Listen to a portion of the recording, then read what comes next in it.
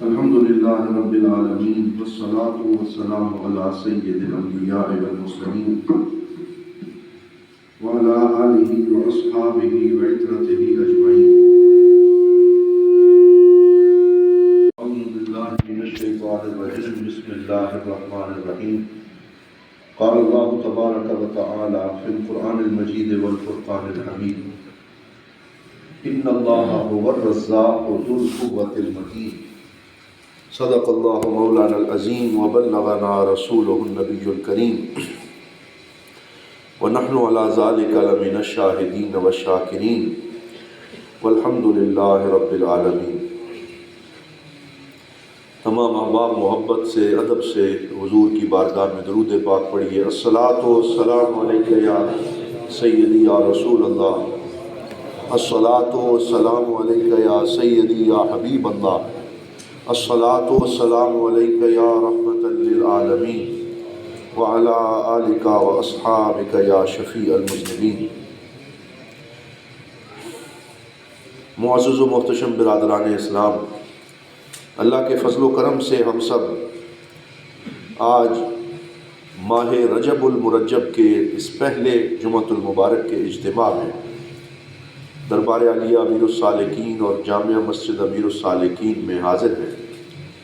دعا ہے اللہ تعالی ہم سب کی یہ حاضری اپنی بارگاہ میں مقبول و منظور فرمائے۔ گزشتہ جمعہ پر ہم نے حضور صلی اللہ علیہ وسلم کے ساتھ صحابہ کرام رضوان اللہ علیہ مجمعین کی محبت کا بیان کیا، اور آج کے جمعہ میں انشاءاللہ گزشتہ سے پیوستہ جو موضوع ہے اسماء اللہ الحسنہ پہ جو گفتگو جاری ہے، اسی کے حوالے سے اللہ رب العزت کے اسم پاک الرزاق کے حوالے سے چند گزارشات پیش کروں گا۔ دعا ہے اللہ تعالی ہم سب کو اسے سمجھنے اور عمل کرنے کی توفیق عطا فرمائے۔ اللہ رب العزت نے قرآن حکیم میں نعرہ تکبیر، نعرہ رسالت، سیدی مرشدی،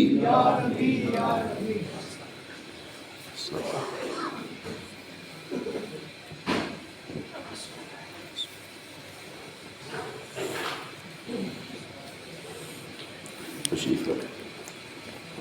اللہ رب العزت نے قرآن حکیم میں اپنے اسم پاک الرزاق کو بارہا ذکر فرمایا۔ ایک جگہ ارشاد فرمایا ان اللہ هو الرزاق ذو القوة المتین، بے شک اللہ تعالیٰ رزاق ہے اور وہ بڑی پختہ قوتوں والا ہے۔ اسی طرح قرآن حکیم میں جا بجا اس مضمون کا بیان کیا تاکہ دو باتیں ہو جائیں۔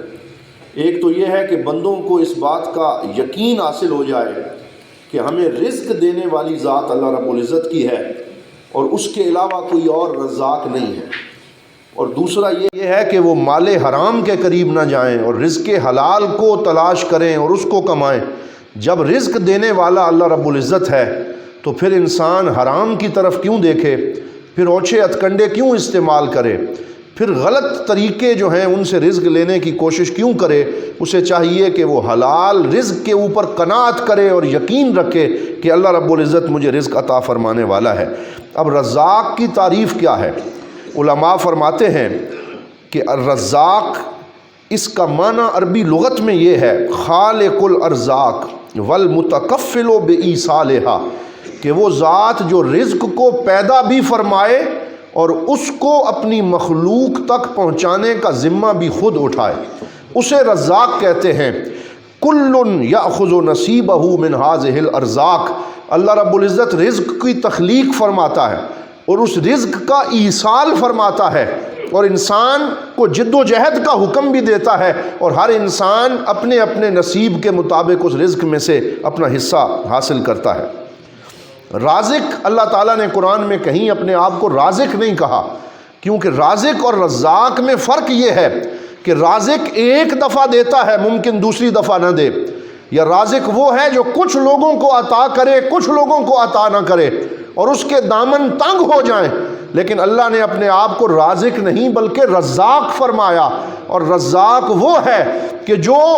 چند لوگوں کو نہیں دیتا بلکہ وہ بلا امتیاز پوری مخلوق کو عطا فرماتا ہے، اس میں کوئی امتیاز نہیں کرتا، نیک و بد کو عطا کرتا ہے، تقی و فاجر کو عطا کرتا ہے،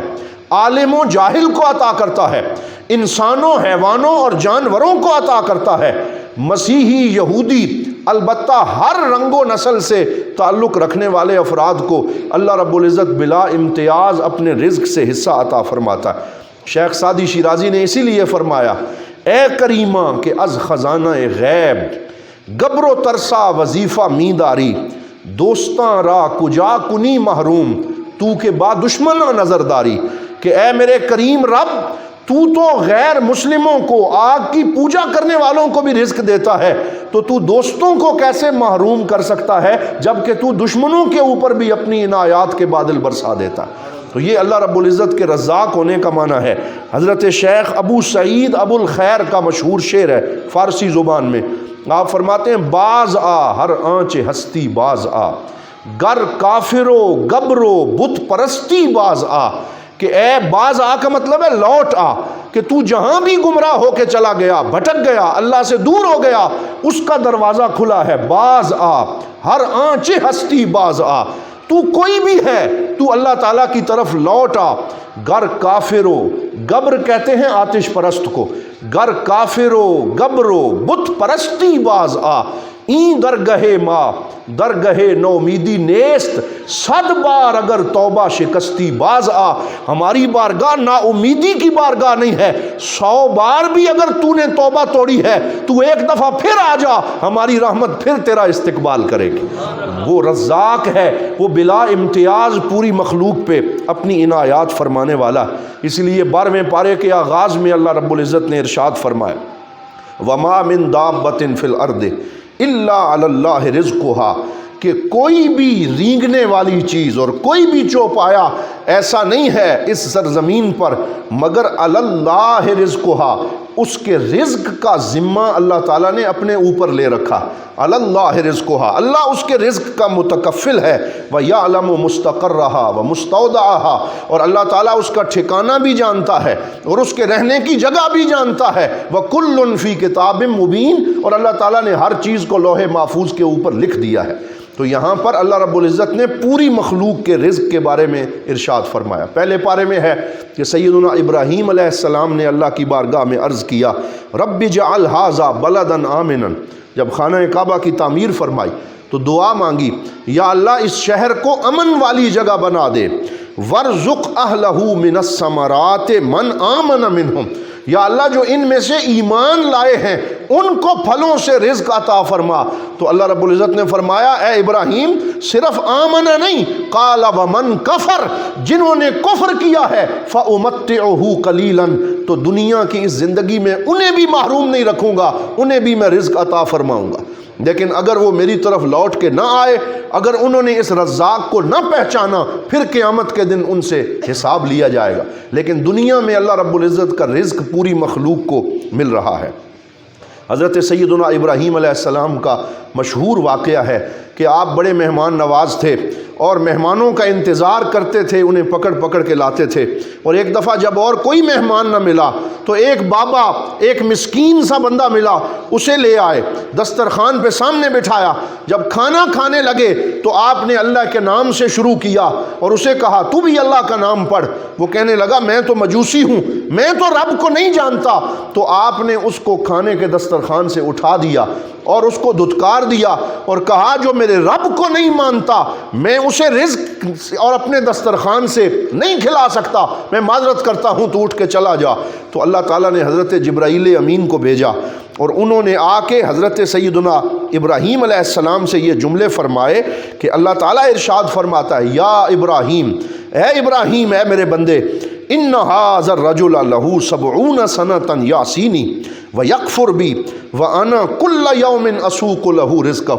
یہ بندہ جسے آج تو نے دسترخوان سے اٹھا دیا 70 سال سے میری نافرمانی کر رہا ہے، لیکن پھر بھی میں ہر روز اس کا رزق چلا کے اس کے پاس لاتا ہوں۔ میں نے تو 70 سال اسے اپنے دسترخوان سے نہیں اٹھایا، تو نے اسے دسترخوان سے کیوں اٹھایا؟ یہ اللہ رب العزت نے ایک منہج دعوت عطا فرمایا کہ اللہ رب العزت رزاق ہے، وہ مہلت دیتا ہے، وہ رزق عطا فرماتا ہے۔ اللہ رزقھا کا معنی یہ ہے کہ کاتب علی نفسہ ان یرزق العباد، کہ جیسے اللہ تعالیٰ نے اپنے اوپر رحمت کو لازم کر لیا، اسی طرح اللہ نے اپنے اوپر مخلوق کو رزق دینا جو ہے اسے بھی لازم کر لیا ہے۔ یہ الزام کا فائدہ دیتا ہے، یعنی اللہ رب العزت نے اپنے ذمے اس کو لازم فرما لیا ہے۔ اب آیات قرآنیہ کے اندر جہاں پہ یہ معانی بیان ہوئے ہیں ان میں سے 2-3 آیات قرآنیہ سماعت فرمائیں۔ اللہ رب العزت ارشاد فرماتا ہے قُلْ أَإِنَّكُمْ لَتَكْفُرُونَ بِالَّذِي خَلَقَ الْأَرْضَ فِي يَوْمَيْنِ، آپ فرما دیجئے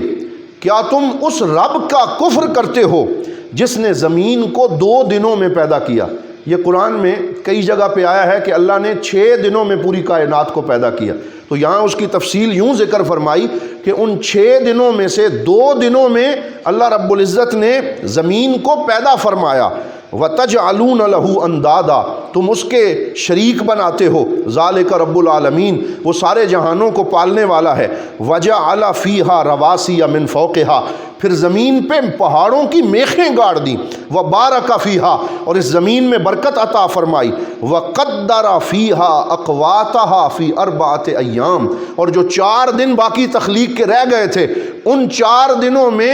جس زمین کو پیدا کیا تھا، قیامت تک اس زمین پہ جس نے آنا تھا، اللہ رب العزت نے ان کے رزق کا اہتمام ان 4 دنوں کے اندر فرما دیا۔ یعنی ابھی بندے پیدا ہوئے نہیں، ابھی زمین پہ آئے نہیں، اللہ رب العزت نے ہر پیدا ہونے والے نفس کے لیے رزق کو مقدر فرما دیا، اس کا اہتمام فرما دیا۔ یہ ایسے ہی ہے جیسے کوئی بندہ اپنے بچے کو پڑھنے کے لیے مصر بھیجے یا یورپ بھیجے اور اسے کہے تو وہاں تعلیم حاصل کرنے جا رہا ہے، اگر تو روٹی کے چکر میں لگا رہا تو پڑھ نہیں پائے گا، تیرے رہائش کا انتظام بھی میں نے کر دیا، تیرے 2 سال کے کھانے کا اہتمام بھی میں نے کر دیا، تیرے لباس کا اہتمام بھی میں نے کر دیا، تو صرف وہاں جا کے اپنی تعلیم پہ توجہ دے۔ اس مثال سے سمجھیں کہ اللہ رب العزت نے جتنی زندگی انسان کو عطا فرمانی تھی اس کے رزق کا اہتمام اللہ رب العزت نے پہلے ہی فرما دیا۔ اسی لیے بعض بزرگ فرمایا کرتے ہیں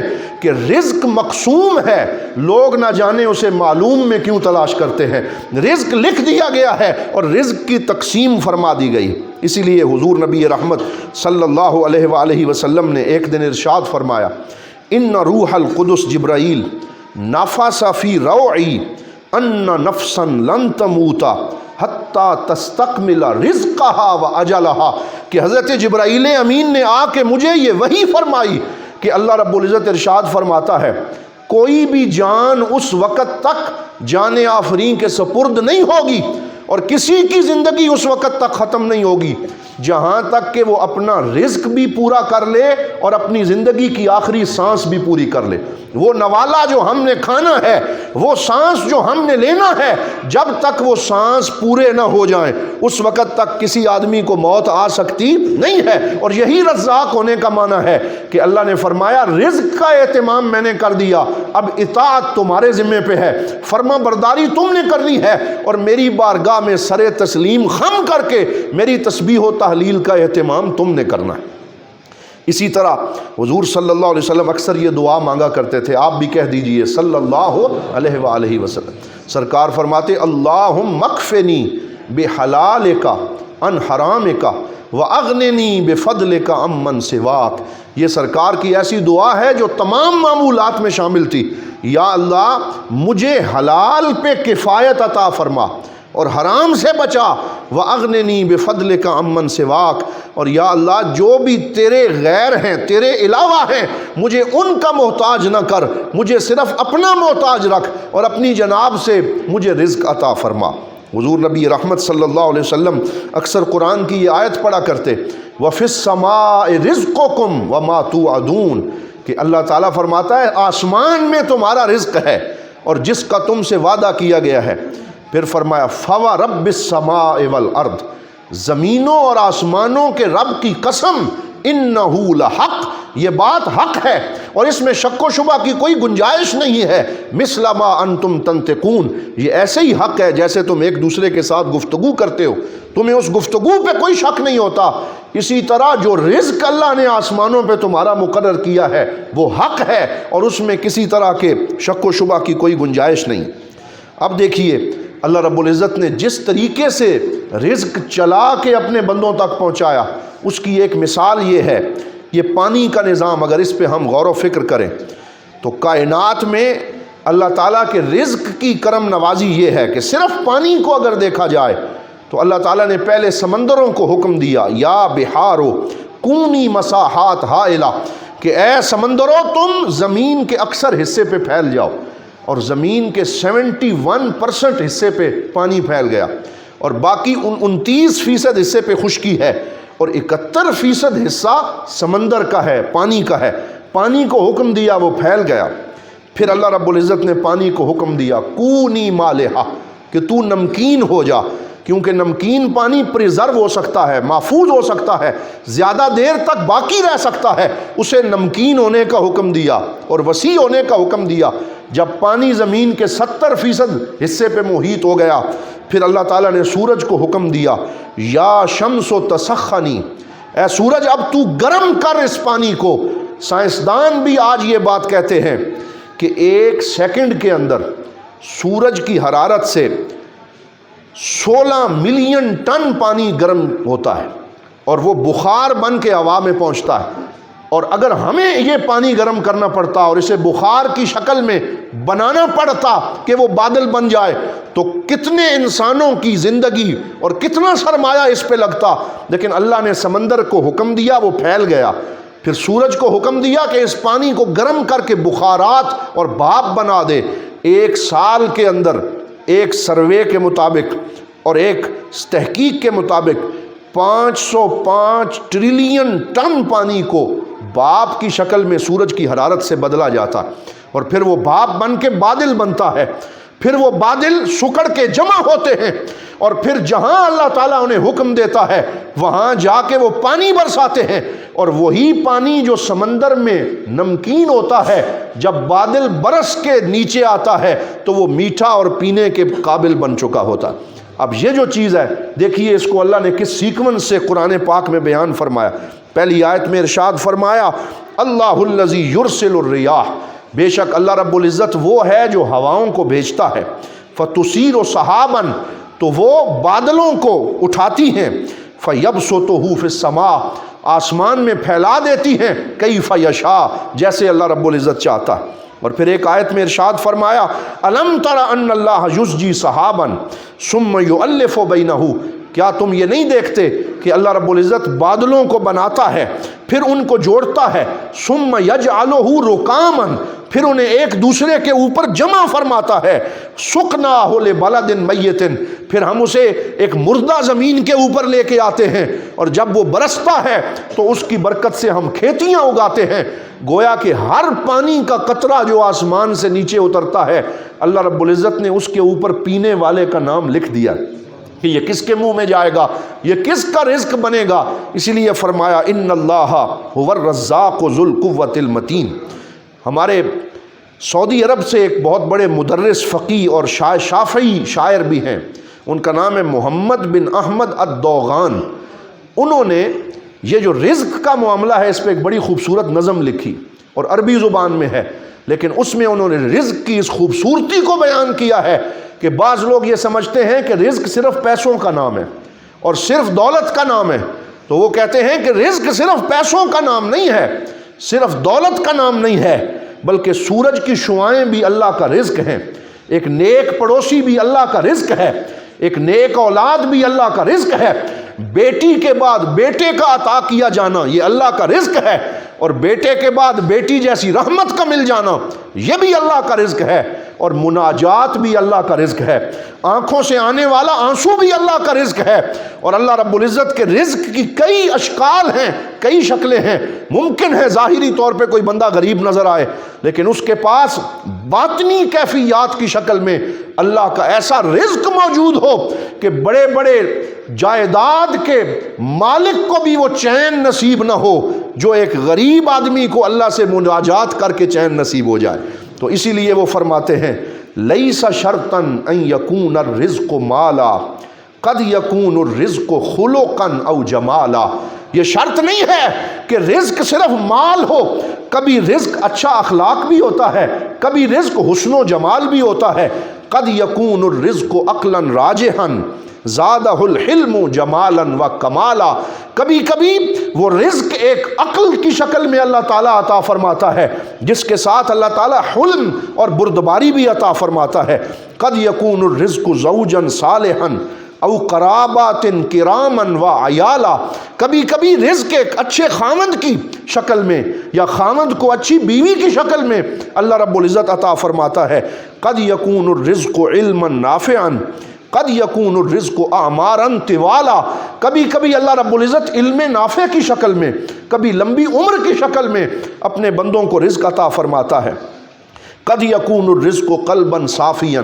کبھی صاف ستھرا دل عطا فرما کے اللہ تعالیٰ رزق عطا فرما دیتا ہے۔ یمنح الناس ودادا و نوالا، اور وہ صاف ستھرا دل لوگوں میں محبتیں تقسیم کرتا ہے اور عنایات بانٹتا ہے۔ قد یکون الرزق طبعا خیرا،